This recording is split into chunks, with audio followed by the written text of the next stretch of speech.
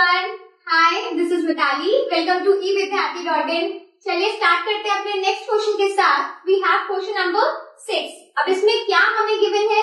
A stone of 1 kg is thrown with a velocity of 20 meter per second on a frozen lake। तो यहाँ पर एक stone है, उसे फ्रोजन मतलब कि जमी हुई कोई भी लेक होता है, आइस से कवर हो जाती है उसकी परत। इतनी ठंड पड़ती है कई जगहों पे कि जो लेक है वो उसका पानी पूरा जम जाता है। ठीक है, तो उसी फ्रोजन लेक की हम बात की गई है और हमें ये बताया गया है कि 1 kg का स्टोन कोई भी लेकर उसको फेंका गया है। ठीक है, so after covering a short distance of 50 metres, तो हमें डिस्टेंस पे ये बता दिया कि 20-50 मीटर की दूरी तक वो जाता है and then it will eventually stop तो होगा ही।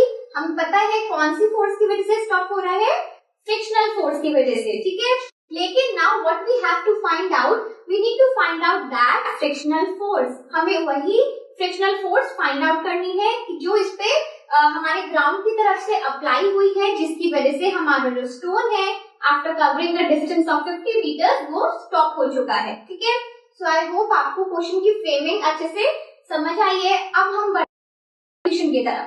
तो क्या हमें गिवन है? हमें बताया गया है कि stone is throne with the velocity. तो अगर एक वेलोसिटी से उसे थ्रो किया गया है, दैट मीन्स हमारे पास इनिशियल वेलोसिटी दे रखी है and eventually the stone will stop, क्योंकि हमारा स्टॉप एंड में जाके हमारा स्टोन एंड में जाके स्टॉप हो गया है। दैट मीन्स कि हमारी जो फाइनल वेलोसिटी है वो कितनी दी जाएगी? 0 मीटर पर सेकेंड। अब हमें डिस्टेंस भी गिवन है और हमें फोर्स निकालना है, लेकिन न्यूटन्स लॉ हमने क्या पढ़ा है? Mass into acceleration. तो यहाँ पर we have the mass of the stone but not the acceleration. तो सबसे पहले हमारा काम क्या बनता है? तो फाइंड करना। ठीक है, चलो अब we have the 3 equations of motion. What we have? v equals to u plus at। हम यहाँ से निकाल सकते हैं टाइम, बट हमारे पास टाइम नहीं है तो हमारी फर्स्ट इक्वेशन यहाँ पर रेलेवेंट नहीं रहेगी। ठीक है, इसी तरीके से we have s is equals to ut plus half at square।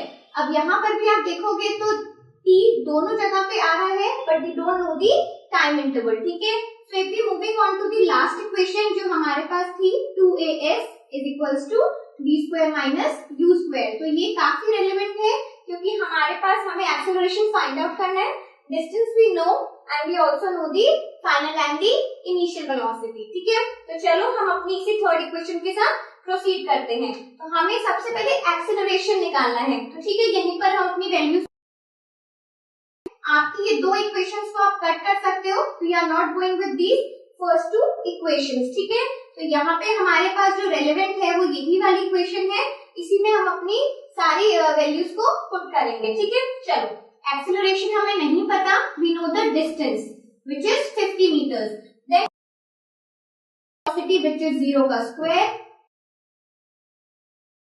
Minus initial velocity that would be 20 metre per second. तो 20 metre per second that means 20 को 20 से मल्टीप्लाई करना होगा। ठीक है, चलो अब इसकी वैल्यूज हम निकालते हैं। 108, then this will be 0 minus 400। ठीक है, तो आप देखो किस तरीके से हमारे पास इसका एक्सेलरेशन हम निकाल सकते हैं। ठीक है, चलिए तो ये तो 0 ही रहेगा, इसका तो कोई और रेलेवेंस यहाँ पर है भी नहीं। तो अगर हम एक्सेलरेशन निकालने के लिए 100 से डिवाइड करते हैं, so we will get what? Acceleration will be equals to -4 metre per second square. Indicate कर रहा है कि ऑपोजिट डायरेक्शन में एक्सेलरेशन मूव कर रहा है या फिर एक्सेलरेशन लगाया गया है। ठीक है, चलो अब we need to find out the force. तो फोर्स निकालने के लिए we know mass into acceleration. ये फॉर्मूला सबको पता है। कैसे हमें फॉर्मूला इंट्रोड्यूस हुआ था?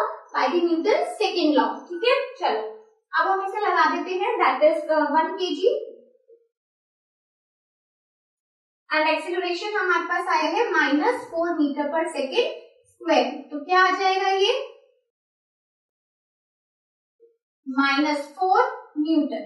तो हमारी जो फोर्स लगी है वो ऑपोजिट साइड पे 4 न्यूटन के हिसाब से लगाई गई है, यानी कि 4 Newton is the magnitude of the frictional force between the stone and the ice. But वो अपोजिट डायरेक्शन में, क्योंकि फ्रिक्शनल फोर्स हमेशा अपोजिट होगी जो कि किसी भी ऑब्जेक्ट के मोशन को रोकेगी, इसलिए उसे साइन से इंडिकेट किया गया है, नेगेटिव साइन से, ठीक है। So answer will be 4 Newton. So now I hope आपको ये क्वेश्चन भी समझ आया हो। स्टे ट्यून विद अस, बहुत सारे बाकी क्वेश्चंस भी हम एक बार डिस्कस करेंगे।